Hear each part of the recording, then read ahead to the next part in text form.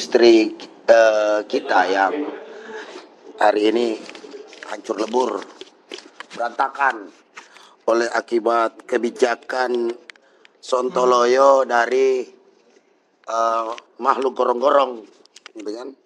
Jadi sekali lagi kepada seluruh pemirsa Logika Rakyat, dalam kesempatan ini saya ingatkan bahwa jika Anda menemukan atau melihat pejabat yang masuk ke gorong-gorong, itu langsung ditimbun aja atau dicor aja itu.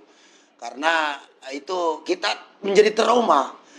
Pada akhirnya memang yang lahir dari gorong-gorong itu menjadi malapetaka bagi bangsa Indonesia.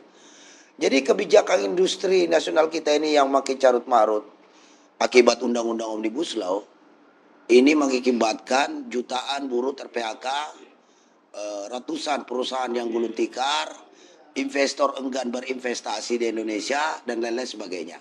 Nah, yang perlu kita cermati bersama bahwa kenapa Undang-Undang 13 tahun 2003 amat sangat memberatkan kaum buruh untuk di-PHK.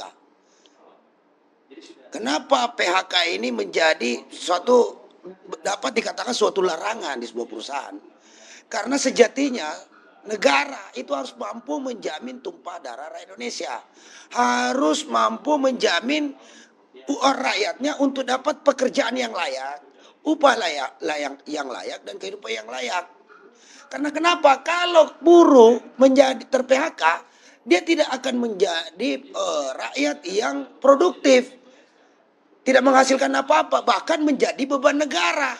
Lah ini sekarang begitu maraknya PHK yang diakibatkan oleh kebijakan Jokowi, lantas diterlantarkan oleh negara, tidak ditanggung juga oleh negara. Mau ambil duit dari mana, kasih makan dari mana ini rakyat? Hasil dari tambang-tambang kita.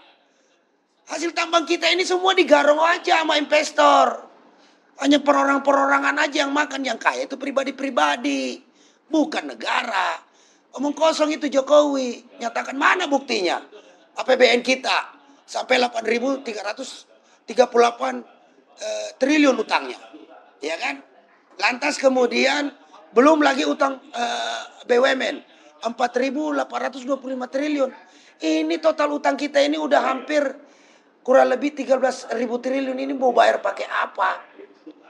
Kenapa lantas kemudian kebijakan Tapera muncul? Lantas kemudian ada usulan lagi tadi bahwa setiap apalagi ini warga negara yang menggunakan kendaraan roda motor baik roda 2 atau roda 4 itu harus diwajibkan menjadi asuransi dan kemudian dikelola oleh swasta.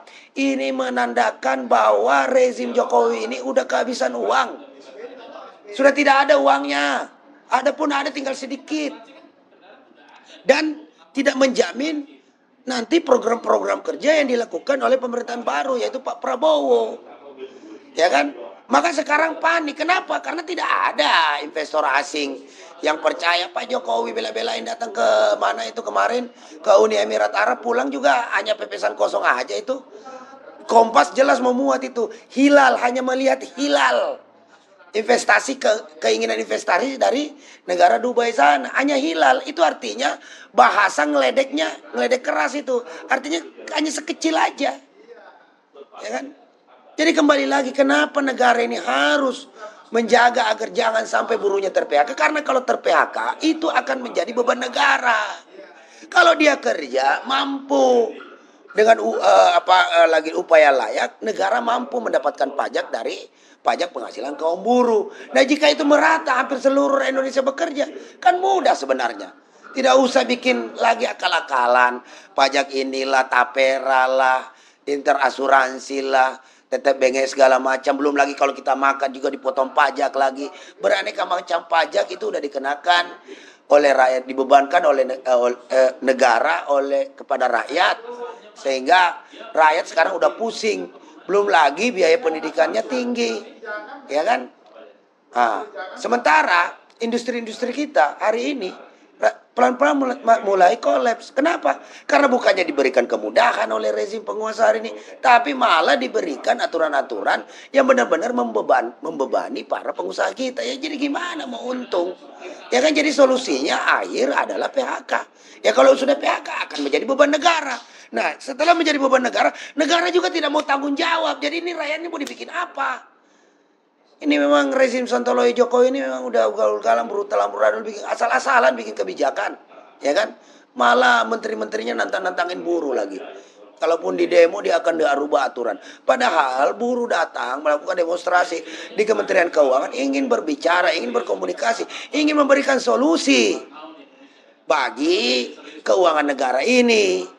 Bukan atas berdasarkan kalkulasi-kalkulasi, retorika-retorika, ya kan, pembenaran yang dilakukan oleh Sri Mulyani. Ya kan, negara yang sudah terlalu besar utangnya, itu sudah merepotkan negara tersebut. Jadi dimanapun negara yang banyak utang pasti belansak. Anda bilang mau bayar pakai apa? Ya kan? Karena fotonya Jokowi nggak laku dijual di luar negeri. Ya kan? Memang utang 8.000 triliun itu bisa dibayar pakai fotonya Jokowi? Kayaknya nggak mungkin. Ya kan, datang aja wujud fisik aja nggak laku, apalagi cuma foto doang. Jadi benar sudah. Jadi kondisi industri kita ini makin carut marut, yang tentu saja akan berdampak ke kita, juga akan berdampak juga kepada industri kita. Asuransi kebijakan otomatis ini akan menurunkan hasrat rakyat kita untuk membeli motor atau mobil. Kalau permintaan nurun, otomatis pasaran industri otomotif kita akan menurun. Kalau menurun, keuntungan menurun, ya bagaimana mau mengembangkan usaha, mengembangkan investasi, menaikkan kesejahteraan karyawannya? Otomatis semuanya turun. Ini semua berdampak sistemik. Jadi undang-undang Omnibus Law terbukti sudah bukanlah solusi bagi penyelenggaraan negara kita saat ini. Jadi undang-undang Omnibus Law ini asli malapetaka, bencana bagi buruh Indonesia dan rakyat Indonesia. Juga menjadi beban bagi pemerintahan yang akan datang. Jadi Pak Prabowo harus cerdas mencermati situasi hari ini, bahwa jangan sampai terjebak atau jangan sampai menjadi tukang cuci piringnya Jokowi. Jokowi hanya menyisakan sampah-sampah. Nanti dia enak ngomong nih. Jokowi ini paling enak ngomong. Loh, jangan tanya sama saya. Tanya sama Prabowo. Dia kan presiden kan sekarang Prabowo. Bukan saya. Begitu nanti jawabannya itu Jokowi. Udah bisa ketebak ini orang. Dia yang bikin ulah. Ya kan, orang lain suruh beres-beres. Ya kan, dia yang bikin kerusakan. Orang lain disuruh beresin. Ini model-model pejabat-pejabat yang lahir dari gorong-gorong itu memang begini mentalnya. Apalagi sudah terbukti ijazahnya palsu. Makanya semua yang dikasih itu semua janji-janji palsu, kebohongan saja. Ya kan? Jadi rakyat Indonesia, jadi sekali lagi kepada pemerintahan Prabowo, jangan mau dikerjain oleh Jokowi. Kalau perlu Prabowo sekarang kerjain Jokowi. Ayo kita kerjain Jokowi bareng-bareng. Mumpung udah di penghujung masa jabatannya, sudah tidak bersinar lagi, udah nggak ada yang mau dengerin lagi Jokowi. Nah, kita hajar sekarang. Buktikan bahwa Anda menjadi solusi. Buktikan bahwa Prabowo Subianto menjadi solusi bagi negara Indonesia ini ke depan. Bukan menjadi nambah masalah. Kalau nambah masalah ya berhadapan lagi kita, Pak. Ya kan? Ini yang kita berharap sekali, bahwa ya tentu saja kita mau lihat daripada ada secerca harapan dari statement-statement Bapak di podium-podium yang kemarin begitu sangat heroik, ya kan? Begitu sangat heroik menyampaikan pendapat, pikirannya, yang tentu saja kita berharap itu semua terilhami oleh buku yang Bapak sendiri bikin, yaitu Indonesian Paradox, yang mampu mewujudkan cita-cita Bung Karno, mandiri, berdikari, berdiri di atas kaki sendiri. Kita ini kurang gimana lagi, Pak? Sumber daya manusia kita cukup, sumber daya alam kita melimpah ruah. Hanya tinggal political will aja, kemauan politik aja, ini semuanya beres. Jadi begitu Pak Prabowo dilantik tanggal 20 Oktober, 21 Oktober kita dengarkan, kita menyaksikan Prabowo membuat perpu mencabut undang-undang Omnibus Law. Wah, itu luar biasa. Itu baru pemimpin namanya. Wah, itu kita kalau perlu kami datang beramai-ramai, 1 juta buruh datang istana hanya untuk salami Pak Prabowo. Kalau memang dia mencabut undang-undang Omnibus Law itu lewat perpu. Gitu kan? Begitu, Bos. Jadi sekali lagi kita tekankan bahwa ingat, kalau negara ini sejahtera, ukurannya adalah buruhnya. Kalau upah buruhnya layak, kerjanya layak, ya kan, kehidupannya layak, anak istrinya mendapatkan pendidikan yang layak, insya Allah negara ini akan menjadi sejahtera. Karena buruh ini mayoritas rakyat Indonesia. Buruh petani ini mayoritas rakyat Indonesia. Mereka inilah yang harus sebenarnya diberikan, ya kan? Bagaimana kebebasan mereka untuk mendapatkan penghasilan yang layak.